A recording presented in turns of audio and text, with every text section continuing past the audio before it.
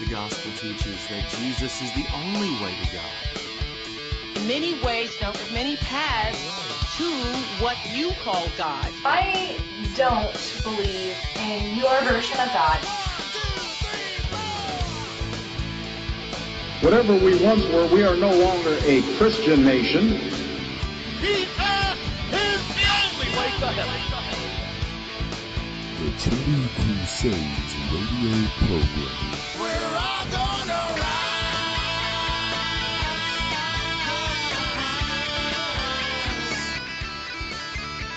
So here we are again with another edition of the Trinity Crusades radio program. I'm Braxton Hunter. I'm Nathan Williams. And with us on the line today is Will the Atheist. And that sounds like such a strange way of introducing you, but Will is the guy who we had a debate with a few weeks ago and got a lot of feedback on that. Will, that is the #1 most downloaded podcast in the history of our podcast. How do you feel about that? It's outstanding. Yeah. We thought so too. Yeah.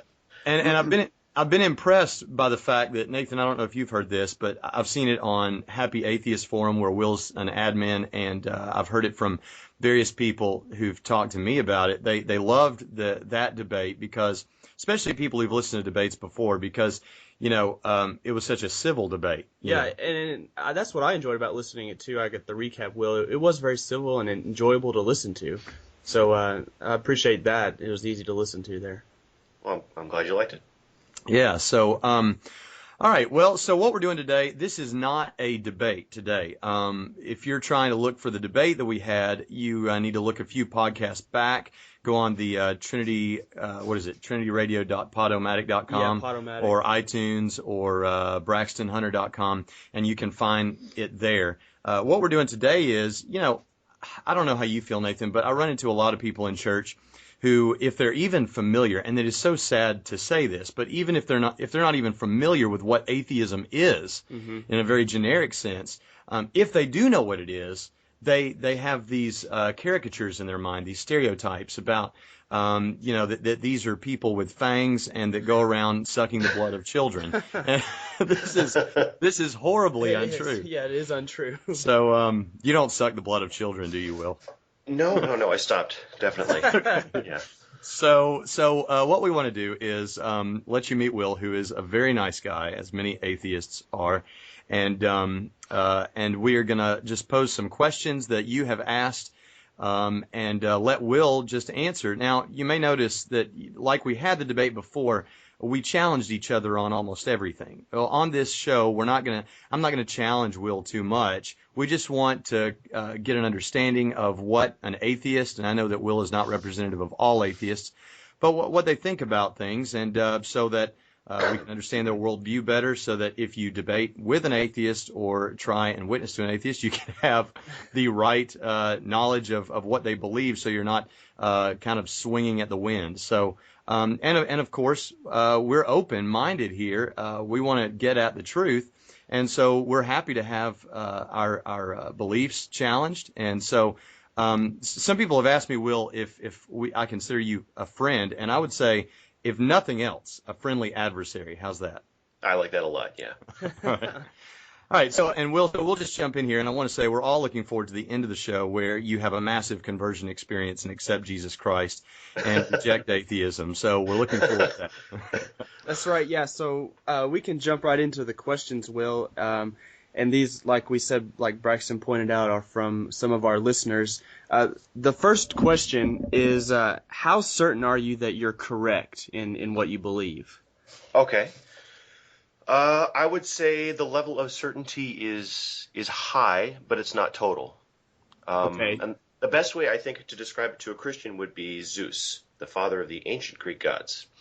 So I would say, ask yourself what you think about the existence of Zeus as far as the question of certainty. So I would assume you probably don't believe that Zeus exists, but can you be 100% certain, no room for error beyond any possibility certain?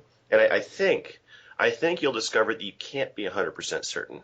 Maybe you're 99.99999% certain, but that extra 0.0001%, That's the difference between a reasonable doubt and total mathematical certainty. So that's my position. I'm quite certain, but not totally certain. So, Will, to probe that a little bit, you would not say then, as some atheists might say, that when you say atheist, you're not that hard-line atheist who says, I have insurmountable evidence that there is no God. You're just saying you remain unconvinced. That's exactly right. Yeah. Okay. All right. Let me just clarify. This isn't to take issue with anything that you just said. I'm actually pleased to hear that. What I think that most Orthodox Christians who know what they're talking about would say about this would be, with respect to the Zeus question, is, there are logical contradictions with many understandings of God and theism and polytheism. We can go down the list of worldviews and say, okay, does this stand up to logical scrutiny? Is it consistent? And in many cases, they're not consistent. And so what we do, or what I do when I look at, I'm not saying this is why I'm a Christian, but as a Christian, when I do philosophy, I go down the list of the various gods, the various worldviews, and as they don't line up consistently or logically, mark them off the list. But that doesn't touch what you just said. I mean, that doesn't reject what you just said. You're just saying, just like we can't be absolutely certain that a lot of people put it like this, say a quadrinarian God instead of a Trinitarian God, Right. Where there's one more person to the Trinity. But in every other way, he's exactly like the Christian God. I can't say with 100% certainty outside of faith that God does not exist. You're saying that's what you think about our God. Exactly. Yeah. Okay. All right. Well, that's great. All right, Nathan? The second question, Will, is can you demonstrate that God does not exist? Okay. Kind of. I think. Okay. Would you agree that something which has internal contradictions can't exist, like a circular square? Yes, Sure. absolutely. Okay. A square has 4 equal straight sides, and a circle has 1 circular perimeter, so it can't be both. So, if we're talking about the Judeo-Christian God, going only by what's written in current Bibles, the God character has incompatible and paradoxical properties. And one of the best examples, I think, of this is the omnipotence paradox. And I'm sure you remember the episode of The Simpsons where Homer starts using medical marijuana. And in that episode, while he's high, he asks Flanders something like, could God microwave a burrito so hot that he himself could not eat it? I think if we agree that by God being omnipotent he can do anything, then he logically runs into himself as a limitation, and the whole concept sort of falls apart. So can God create a stone so heavy he can't lift it? And I think Aquinas tried to respond to this paradox by basically saying that omnipotence somehow means that one is immune to inherent contradictions, but I think that's basically saying the same thing that as God works in mysterious ways, or God is beyond our understanding, and those are more cop-outs than they are explanations. But I do have to say, though, one thing. The thing about atheism isn't that we're all marching around and saying God definitely doesn't exist, and that's more anti-theism. We're saying that we just disbelieve. So something can exist which one doesn't believe in, but in order for one to be convinced of its existence, one needs the adequate amount of evidence or proof.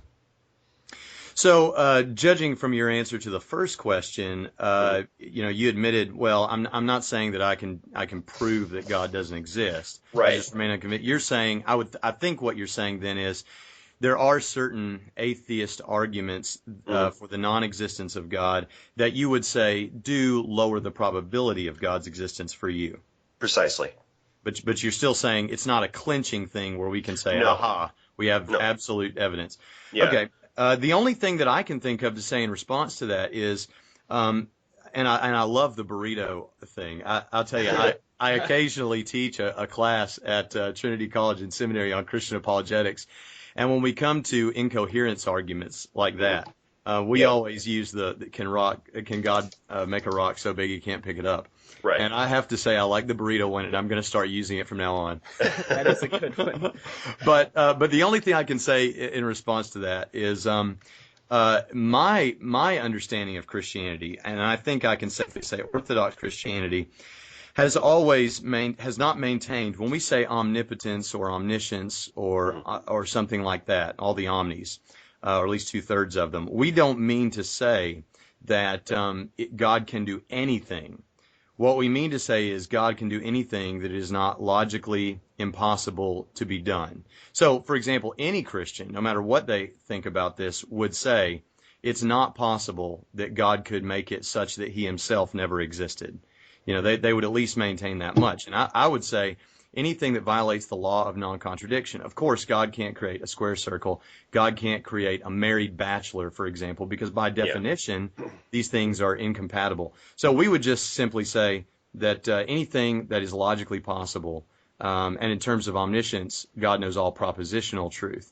So, but you're right. There are a number of incoherence arguments out there, and the problem of evil is one of those. And they come up a lot. And so I know in our first debate, our written debate, you mentioned the problem of evil, and that is I have to say, of all of the arguments against the faith, the problem of evil, I don't think it is probably the one that poses.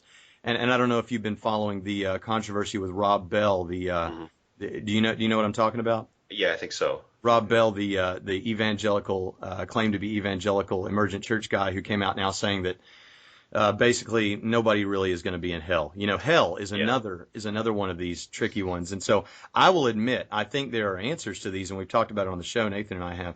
But those are tough, and I can understand why an atheist might find those appealing. So. Well, all right. Let's move on to the third question. Will, and this one's a little more personal, was there some underlying reason that you rejected the faith or rejected Christianity? I'm sorry, you broke up just a little bit when you said that. Can you say that again?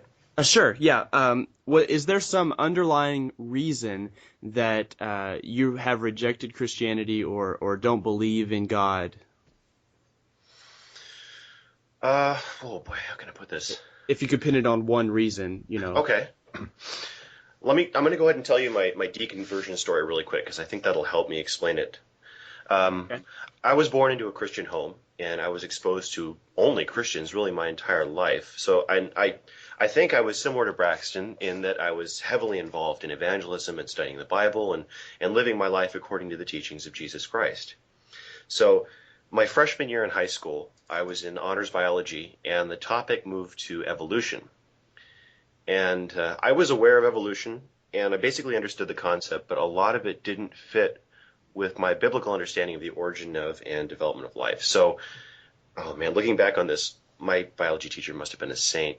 I started this big religious debate about evolution and the origin of life, and it lasted all period, every day for like a week. And finally, my teacher got tired of my questions, and she laid it all out for me. She explained current theories for abiogenesis along with the actual evidence like Miller array and all that good stuff. And she took me from the first self-organization and replication through single-celled organisms and the Cambrian explosion, plants, insects, amphibians, reptiles, mammals, flowers, primates, all the way up to today, along with a ton of corresponding evidence that she was able to cite from memory. And I think she had her master's in biology or something like that. But anyway, I learned more about biology in 1 hour than I think I had my entire life up to that point. And so, needless to say, that totally floored me. But the thing is, that didn't shake my faith in God. But it triggered something in me. It triggered my skepticism. And I realized after that monster lecture that I was being incredibly skeptical of Darwinian evolution, like maybe even too skeptical. But I'd never even thought to be skeptical about the Bible or church or God up to that point. And it dawned on me that I wasn't being objective. I was being biased. And that's when everything started to fall into place. So as soon as I turned that same skepticism that I had of evolution towards my faith, it all came tumbling down. I was quickly able to see through the long list of fallacies and lies and distortions from my perspective, I should say, that I had been spoon-fed from before I was even old enough to know the difference between fantasy and reality. And so, needless to say, this is kind of a big moment in my life. So by applying the same skepticism to the claims of religion that I apply to everything else, I discovered that it didn't hold up to my I don't know, whatever arbitrary level of evidence that I might have internally. So and I was a little frustrated with myself for not figuring it out sooner, because as soon as I made my way through the haze, everything seemed really clear. So does that answer your question? I think so. Let me ask a little follow-up question to that, and I think this is one that we were going to get to in a minute. If it is, we'll just figure that out later. But okay.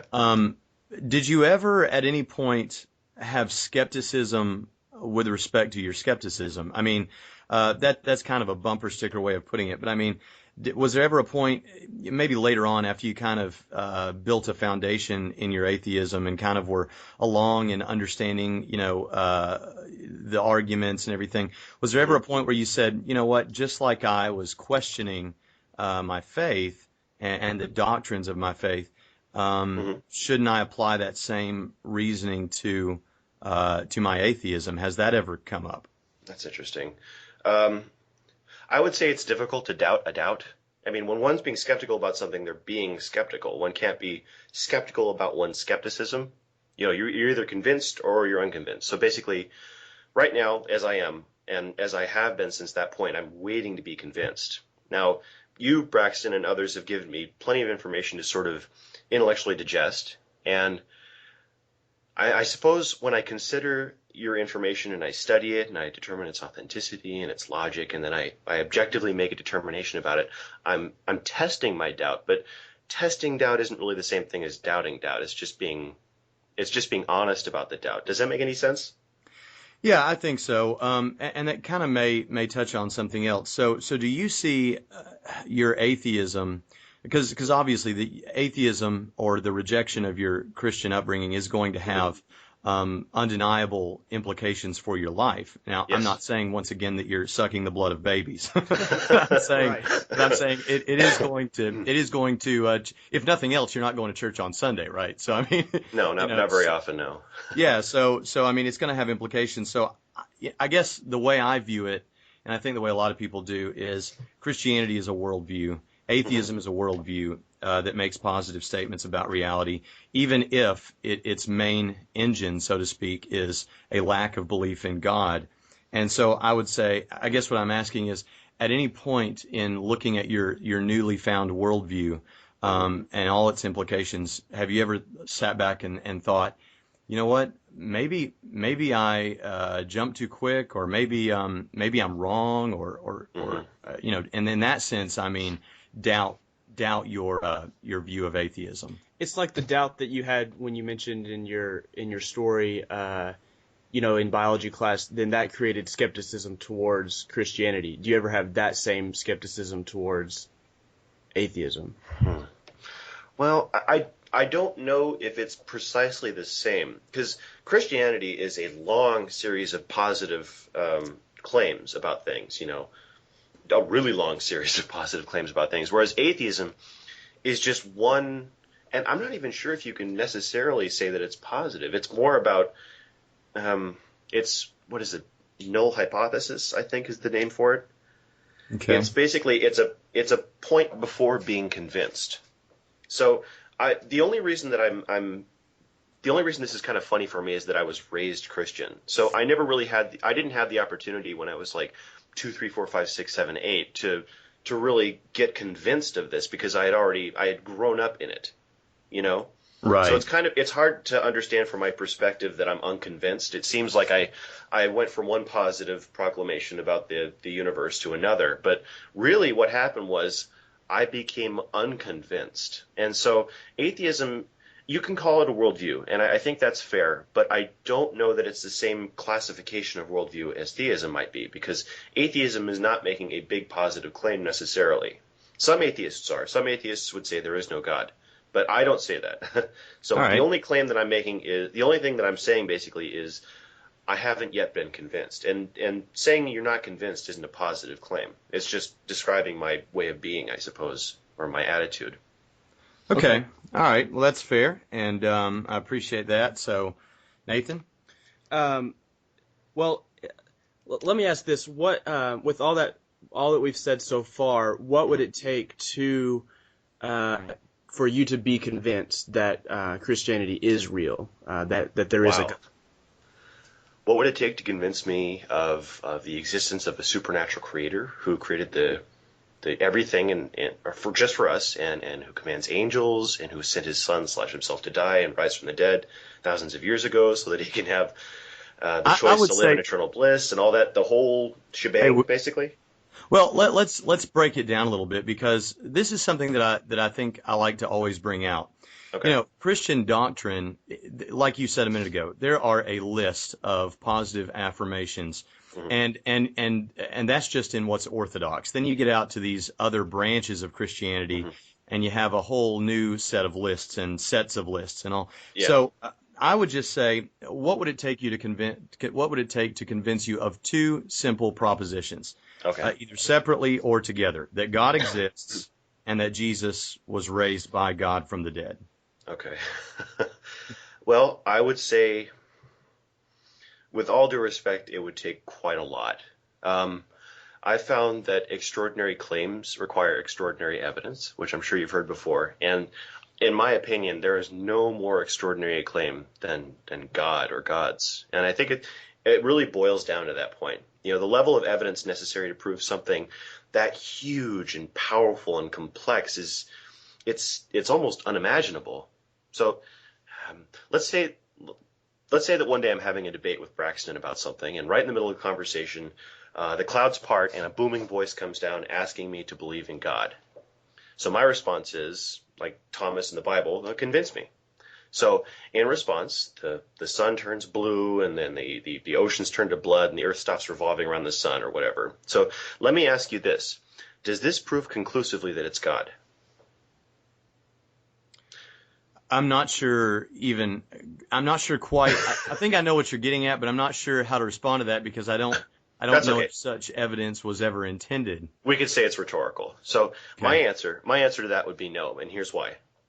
1,000 years ago, it would have appeared as supernatural for a human being to talk to another human being on the other side of the planet, or for people to have entire organs transplanted from another body, or for a man to walk on the moon, or for George Lucas to make Star Wars only to ruin it 20 years later. So the reason is because sufficiently advanced technology is indistinguishable from magic. And I think it was Arthur C. Clarke that said that. So who's to say that the intelligence behind turning the sun blue and the oceans to blood isn't simply a few thousand years ahead of us technologically?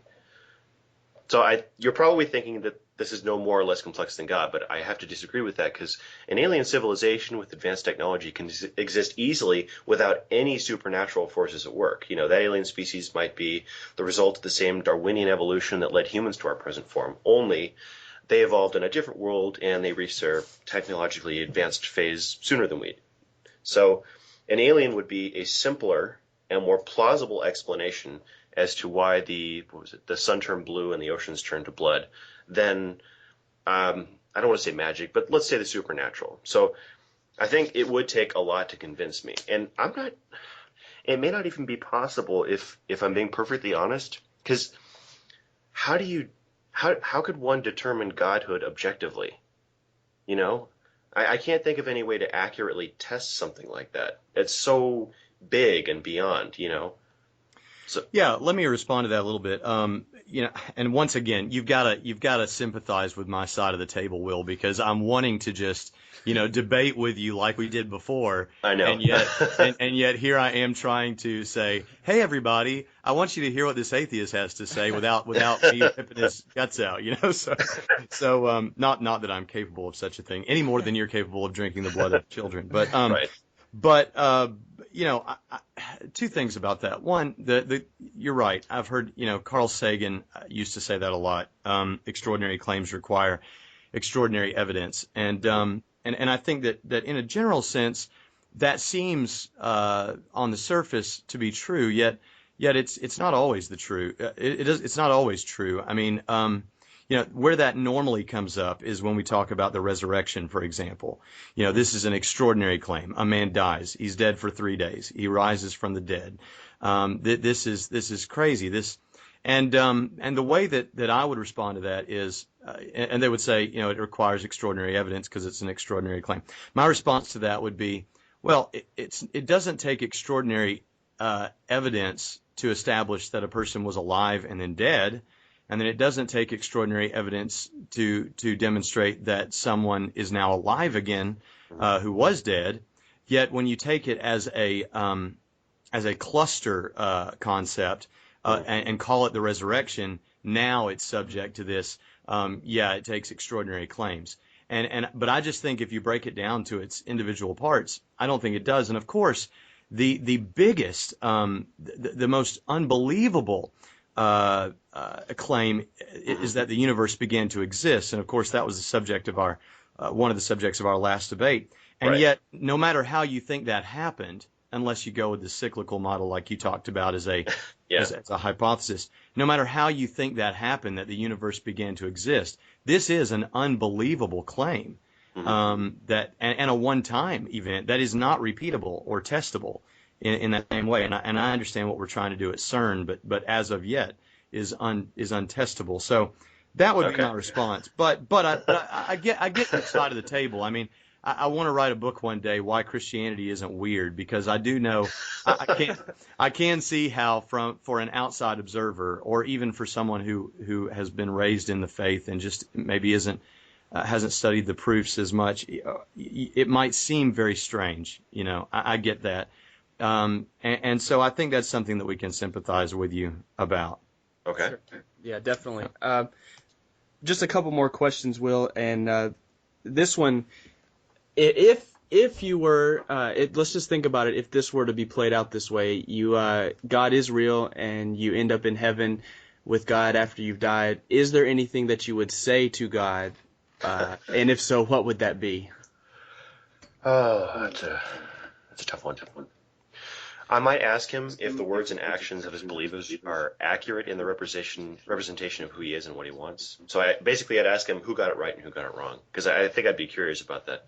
But I think if this were to actually play out, I would ask him to explain why he created hell and why good people need to be tortured for eternity for such minor stuff. The concept of hell has always bothered me, even before I deconverted. Even when I was very religious and I had total faith in everything.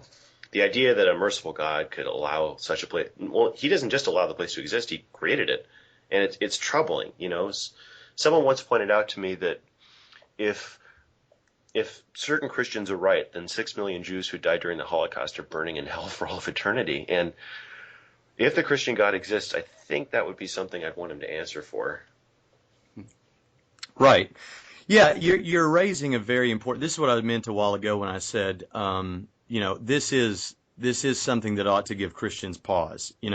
There are Christians in the pews every Sunday who would run out. In fact, I have to say, Nathan and I talked about this a little bit, I think. Yeah. I'm a little bit irritated with the Facebook comments that I've seen with respect to Osama bin Laden's death. Yeah. Of course, I can understand the feeling of emotional justice. Reaction. Yeah, well, emotional, but to the idea that he's dead, I get that there's a sense of justice there, and all of that. But that's not the thing that troubles me. The thing that troubles me is the fact that some Christians, or some people who call themselves Christians, I should say, seem to relish the idea that now he's in hell, if he's in hell, which I would assume that he is. I kind of am weary of ever saying that any individual person is in hell, because it's not really for me to decide, right? I can teach what I believe is truth, and I can give you my understanding of how one can ensure that they're going to be in heaven and live a life in a loving relationship with God. But I try not to ever say that any individual person is in hell. However, if I had to bet my family on it, I would say Osama bin Laden's probably in hell, right? But I'm with you on that. We shouldn't be so cavalier. It is a very it's a tough doctrine, and of course, our various understandings of what hell is, and how one gets there, and what it's like, and all of that. And I would encourage anyone listening to go back and listen to our first question and answer program several months ago, and I give a defense of the existence of hell and why it's not a threat to Christianity. But still, but I guess what I'm saying is, I get that, Will. I mean, I can see that. I understand why that's troubling to someone because it's been troubling to all of us. That's right. Yeah. Right, but just out of curiosity, does it? I mean, obviously Osama bin Laden's guilty of some pretty terrible stuff. He's a bit of a monster, but does it trouble you the thought that he's not just getting punished; he's going to be punished for eternity? Does that? I mean, just out of curiosity, is that troubling also? Well, let's take it out of, like you said, there's an emotional reaction, and so emotionally, it might not bother me that much. Okay. Really, I normally try to put it this way. That sounds bad, but I just said this, in fact, in Jacksonville, Florida last week to a congregation. I couldn't hold the worst pedophile's hand to the fire for 10 seconds, and yet God is going to send people to hell for all eternity. Yeah. And I guess what you're asking kind of is the punishment doesn't seem to fit the crime. Is that fair? Yeah. Yeah, and I would say, I don't know if I should get into this whole It's kind of a big topic, yeah. I can put it this way. Okay, this is the Christian understanding. All right, I talked about a while ago things that God cannot do, logically contradictory things. We would say that God cannot change his own nature. God is unchanging, and he can't change his own nature. So we would say that on the basis of Scripture, and of course, if I was to give my entire apologetic, I would arrive at a reason why I believe we can trust in Scripture. But based on Scripture, and I think intuitively, because we have a sense of justice, justice is a part of God's nature, and he cannot change that about himself. He must act justly, just as he must act in love. And so here's how Christian philosophers have often put it for centuries.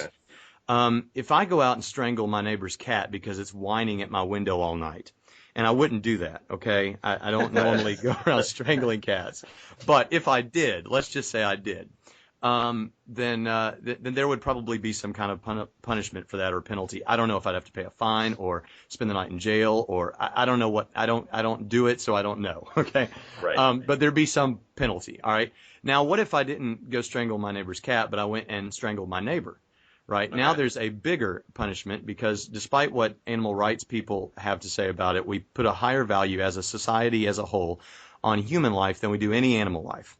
Yes. So now I may be spending the rest of my life in jail. I may face capital punishment, something like that. It's a much more severe crime.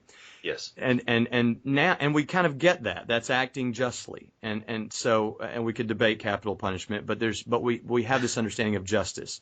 Yeah. And so then we move on to God. We take God now. If there's a sin, if there's a penalty for sinning against an animal, not very big, relatively speaking, a bigger penalty for sinning against a human being, well, then what must the sin be, or the penalty be? I did that 3 times in a row. For sinning against an eternal God, or an everlasting God, I would say then that the punishment has to be everlasting. And this is justice, I would say, and I would say that since God cannot change his own nature and he must act justly, then he must, by his own nature, send someone to hell for eternity. And in fact, I would say I have trouble with this idea of saying that God sends people to hell. I would concur with C.S. Lewis, who said that the door to hell is locked from the inside, so to speak. So I guess another way of putting it that I often say when I preach is Jesus is knocking at the heart's door of mankind, but he's not going to be a doormat for men to walk all over. And Okay. I would say that's kind of the philosophical defense of God's justice with respect to hell. That's interesting. Well, I think the reason that I brought that up is because from your worldview, that's assuming nothing changes. That's where I'm headed. And that's a little bit. It bothers me a little bit because I suspect you and Nathan both are very good people. You probably, if you see a car broken down, maybe you pull over and help them push it off the road or whatever. Well, I'm kind of the same way. I like to help people. I take my neighbor's trash out and all that good stuff. I don't really do anything to hurt anybody. And my only sin, as it were, would be that I came to a determination that I don't believe necessarily that God exists. And so Osama bin Laden, who killed thousands of people out of fury and anger and caused so much suffering, is going to be burning in hell for all of eternity based on your worldview, and so am I. Yeah, and that's got to. I would have to imagine that's more difficult for you to reconcile. Yeah, it is tough, and hence we're trying to evangelize atheists. But I would say two things to that. One, I always try to teach that there's a difference between the philosophical problem of hell and the emotional problem of hell. I just gave you an answer to the philosophical problem of hell that I think is plausible, whether you embrace it or not, and consistent. But what you're addressing now, or what you're asking me about, is, don't I have an emotional problem of hell? And I would say yes. And I would go a step further and say, I probably won't ever get over the emotional problem of hell. Right. I won't provide you with, I don't like it any more than anybody else does. If I was God for a day, I would change that. The problem is, I don't see all the pieces. I'm like an ant crawling across a computer screen, and I don't understand the inner workings of that computer and the code and everything else. So I'm wrong and God's right, but it does bother me. I would say this too, though, Will. Two things. One, I want to clarify the Christian doctrine, and then I want to also say, I don't like the existence of cancer.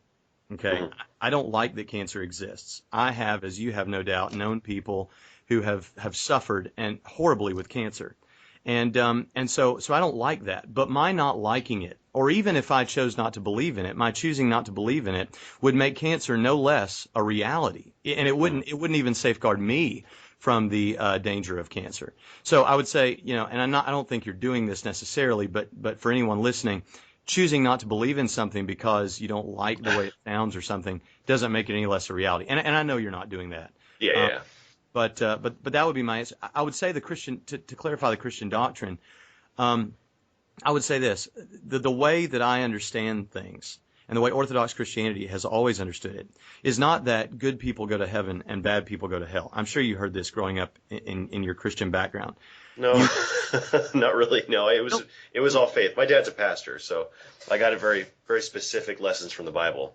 Well, I would have thought, I guess I think this is this what I'm about to say, even if you've never heard the rest, is kind of Orthodox Christianity, all the way back, is it's not that good people go to heaven and bad people go to hell.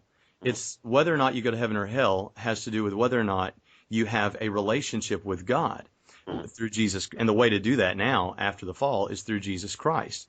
Yeah. And so what we would say, kind of broad picture, trying to put it into 30 seconds, is, when Adam sinned in the garden, however you understand that picture, when Adam sinned in the garden, or Eve, we're co-ed here. Right, that definitely. When they sinned in the garden, mankind fell out of relationship with God. And what you see then is an entire history of God trying to create a way for man to have that relationship restored. Why did he place the capacity to destroy that relationship in the garden to begin with? We would say because it wouldn't be love. You don't have love unless you sacrifice something, I would say. I don't love my wife until I demonstrate that I love her by sacrificing, giving up something for her. And so that love required the capacity to sacrifice. And but once that relationship was violated and someone said, well, I think I'll choose my way instead of God's way, and that relationship was destroyed, God went into this, the Old Testament and the New Testament. Throughout it, you find this way of trying to bring man back into a right relationship with him. If man chooses not to have that relationship, then he is choosing not to be in the presence of God. If I divorce my wife, unless I'm some kind of weirdo who lives in the same house with my wife, even though we're divorced for tax reasons or something, that'd be a great sitcom. Yeah. I'm not going to be in her presence because I've chosen not to be in her presence. We would say the same thing. If someone chooses not to live in a relationship with God, they're not going to be in his house, so to speak. Okay. And so we wouldn't say so much that, I don't ever say, I think there are people in hell that morally and ethically are better than I am, or any pastor today, or any little old lady that makes cookies for all the church functions. you go to heaven or hell based on whether you have a relationship with God through Jesus. That's me preaching, and I've finished now. We need somebody to sing just as I am, so Right we can now. have an invitation. Yeah, really. Well, Will, let's move on. We got just 2 more questions, and kind of with a short answer if you can, or maybe even yes or Right. could answer this one. In the last debate, going back to that, do the arguments that Braxton gave to you for the existence of God, do they raise the chances that God does exist, even slightly? Does that make sense? Yeah, I understand what you're asking. Do they raise the chance in my mind that God exists? I don't think that the chances in my mind change until I reach a conclusion about something, and I'm still thinking about some of the arguments that you've made, because they're really interesting. Some of them I hadn't even heard before. At least I hadn't heard your particular version of them before. Right. So I've been thinking about them, certainly, and not just for the sake of trying to debunk them or whatever like that. I've actually been thinking about them, but I think until I come to a determination about them, I can't really say that my belief about the chance, or the certainty of my position would change, I should say. Okay, that's a great.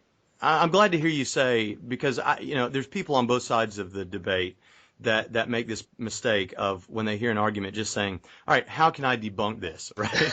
Yeah, I don't like that. It's not intellectually honest, I don't think. Yeah, at the very least, it's not being a truth seeker. You're not looking for truth. You're just looking to be right, which is a problem. And I sense that about you, and I think everyone listening did, and I hope they sense that about me, that we're looking for truth here. We're not just looking to be right? So yeah. That's. I'm glad to hear that. I appreciate that, Nathan. Okay, the last question, and if you're okay with sharing this, what did you mentioned in your upbringing, your Christian story, that there was a point, I think it was around freshman high school, that you decided to move towards atheism and reject Christianity. When you told your family this, I assume they know, and your friends, what was their reaction to you embracing atheism? Well, I didn't really come out in some big thing. I didn't have like some big coming out party or something like that. Just sort of, Right. It just sort of came up in conversation, and I didn't really see the reason to lie. That doesn't really serve any purpose for me. So I think it came up with my little brother first, and it turned out that he was an agnostic atheist too. So so everything kind of turned out okay there. It came up with my dad, who's a pastor, next, and I think it makes him a little bit uncomfortable.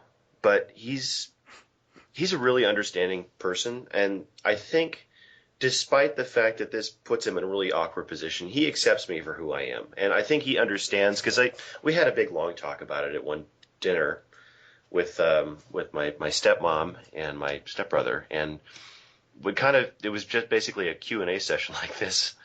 And I answered as honestly as I could, and I obviously wasn't disrespectful of his faith or anything like that, because I want to make this clear. I never begrudge anyone their faith. I have my beliefs, you have your beliefs, and if they make you happy or if they make you a good person, then that's great. I'm really happy for you. So it went okay. I do think it bothers him a little bit, because I think he has to kind of put it to the back of his mind what we talked about earlier, that based on his belief system, I'm going to hell unless I change my mind at some point. But he seems to be okay with it. He's for a Lutheran pastor, he's pretty progressive, So I think he's not going to come at me with hellfire arguments or hold an intervention or try and throw holy water on me or anything like that. Do they have holy water in the Lutheran Church? I don't even know. That's actually a pretty good question. He might be willing to go Old Testament for me. It didn't really bug my mom either. She's a Catholic. She converted. I think she thinks about it more as we each have our different belief systems, because she was raised kind of, I don't know what you would call it, a vague Christian. She didn't really go to church except for Christmas and Easter, and then she found religion again as a 20-something, and then as a Lutheran, and then she switched over to Catholicism. So I think she sees my deconversion in the same way that she sees her conversion from being a Lutheran to being a Catholic. Gotcha. And then my friends. Oh, I'm sorry. Go ahead. Okay. Some of my friends are atheists, and those who aren't don't have any problem with it. I think the thing is I don't wear it on my sleeve. It's not like there's no atheist edict to proselytize or anything like that. I don't go door to door. And so the only time I really mention it is either when it comes up organically in conversation or when I'm acting in a more official manner as an atheist, like this interview or as a member of an atheist forum or organization or something like that. So. Yeah, I think that's a good point. You used the term a while ago with reference to the more hardcore atheists, anti-theists. And yes. You don't consider yourself an anti-theist, correct? No, not at all. No. And you would, somebody like Christopher Hitchens, for example, is the kind of person who is out there proselyting for atheism. Yeah. Well, that's his choice, I suppose. I mean, I could choose to be a big proselytizing guy for atheism, but to be perfectly honest, I don't have a problem with religious belief. I really don't. If you guys want to believe in God, that's great, especially if it makes your lives better and all that stuff. The only thing I really have a problem with as an atheist is when people take that one step too far and they start imposing their religious will on people and that kind of a thing. That bothers me. But that just sort of is a civil rights issue. We would agree with you on that. Yeah, definitely. Let me ask you this to turn it around, and we've asked all our questions now. So, but to turn it around on me, I heard an atheist on another podcast say, the Christian on that podcast said something like, I'm not one of these guys that ever tries to, convince anybody else that God exists or that Jesus rose from the dead. And the atheist said, well, that's horrible. And he said, what do you mean? He said, well, if you really believe in the reality of hell and you really believe that apart from a relationship with God, that's the destiny of every man, then you should be out there waving flags and shouting it from the top of your lungs. Yeah. What are your thoughts on that, Will? I totally understand that. I mean, in order to have discussions like this, we each need to understand each other's perspective. And I think I understand your perspective pretty well. And from your perspective, just like you were talking about before with hell, oh my gosh, I could be going to hell. So of course you're going to try and convince me. I think it would be a moral obligation of yours. Not only that, it's throughout the entire Bible. It talks about how you're supposed to go out and proselytize. It's practically an order from God. So yeah, I totally understand that. And right. I think if you weren't doing that, then I would be a little bit confused. I would think, oh well, this person is a bit of this person is especially a cafeteria Christian, who picks and chooses from the Bible what fits their palate and just sort of throws away the rest. All right. Well, that's a good phrase. You like that, Nathan? Yeah. All right. Well, that's all been really great. We've enjoyed this talk, and now it's time. You're supposed to have now your big eye-opening conversion experience, and you're supposed to get saved. So we're gonna cue just as I am on the organ, ready. Yeah. And if there's an altar anywhere you need to walk. Now, really though, I have to say, Will, I want you to know I genuinely enjoy talking with you. I consider you to be a real open and honest guy. I hope you feel the same way about us. Sure. And I want you to know that we are doing this not for the purposes of just having a great podcast. You don't have to respond to this, but our goal is our joy is to see people who are unbelievers come to know Jesus Christ, have that relationship with God restored, and so that's why we're doing this. And I'm not ever going to shove it down your throat. Sure. I just want you to know that. That we're praying that way, Okay. Whether you think that's silly or not, that's our goal. And until that day, I'm happy to keep having these discussions and enjoying a good debate. Can I just real quick? I'm curious about you. You asked me earlier what it would take to convince me, and it occurred to me just something to think about. Not necessarily that you have to answer now, but I have to admit I'm a little bit curious. Okay.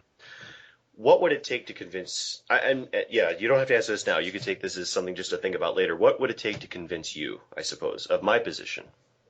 I'm happy to answer that now. Okay. I don't know. I can't speak for Nathan, but for me, I would say two things. One is this: as a Christian,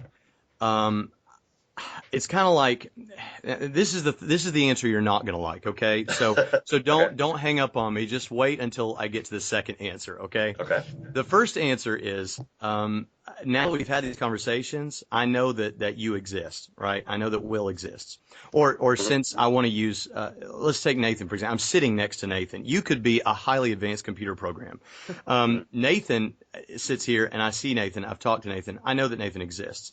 So it would be, on a certain level, I think most Christians would say, it would be something like somebody asking me, how can I convince you, or what would convince you that Nathan Williams doesn't exist?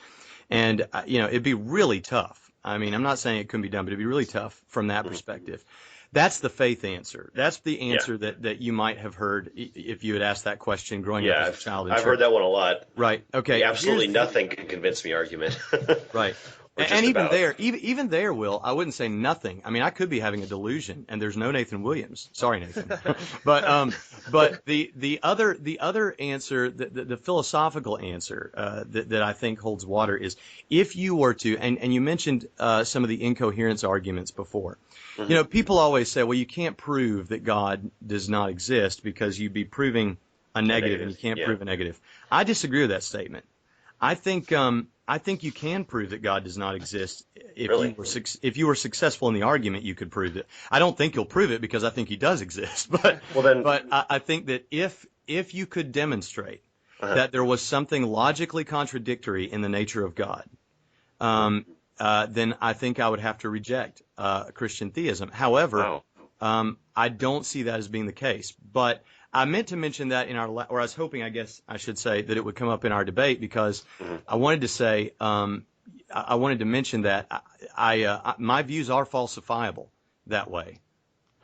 So that would be I would have to say that you're not typical to the people I've asked that question of them, because most people I ask, their views are simply not falsifiable at all. And it's just simply a matter of, no matter what, I'm going to believe in God, and it doesn't matter what evidence there is. I think that's the difference between apologism and whatever the opposite of that is.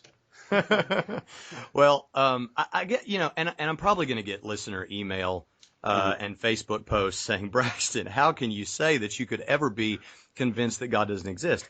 I don't see myself as ever being convinced that God doesn't exist, because I've looked at the arguments and I don't see them as compelling. And plus, to fall back on, I do have, as Calvin put it, the sensus divinitatis. I have the sense of the divine. I do believe that I know and talk with God. But I am saying, from an argumentative point of view, my views are falsifiable. So that would be my answer. Sounds like you're getting a phone call over there. Yep, let me unplug the phone. And that didn't work. It's God calling. Yeah, really? There we go. All right. Okay. So that would be, I guess I've grilled an atheist enough today. I guess I would ask you, Will, is there anything that maybe I didn't ask that you would like to say? I noticed on the forums before, someone thought that I kind of was giving myself a leg up by asking you those 3 questions about your atheism before. And I want to say, all I was doing was trying to familiarize people with your point of view so that they would understand where you were coming from. And I didn't refer to your responses for the rest of the show. Is there anything, though, right now, so that isn't a problem? Anything that you wish you'd said before that you'd like to say now, that you wish people would understand about atheism, or anything like that? That's interesting. Is there anything about atheism? I think we're antagonistic, theists and the atheists, a little bit more than we need to be. If I were to say one thing that I didn't really get a chance to say last time that I think I might have wanted to say, because I know, in a debate like that, everything's highly, adversarial and all that stuff, and it's really fast talking and fast thinking and all that stuff. But at the end of the day, we're all just people, honestly, and we all have to deal with the same problems mostly. And we're stronger, I think, together than we are apart, to be perfectly honest. And I think I know there's sort of the game is sort of set, at least on both sides, really, because there's a majority. I live in a majority Christian nation, and you guys have a belief system that says to go proselytize and says that atheists are going to hell. But really, I see so much more antagonism than there needs to be between atheists and theists. And I think if we were to really kind of join up on the things that we have in common more, then our differences wouldn't seem quite so severe. And that I think it would make for a better world, really.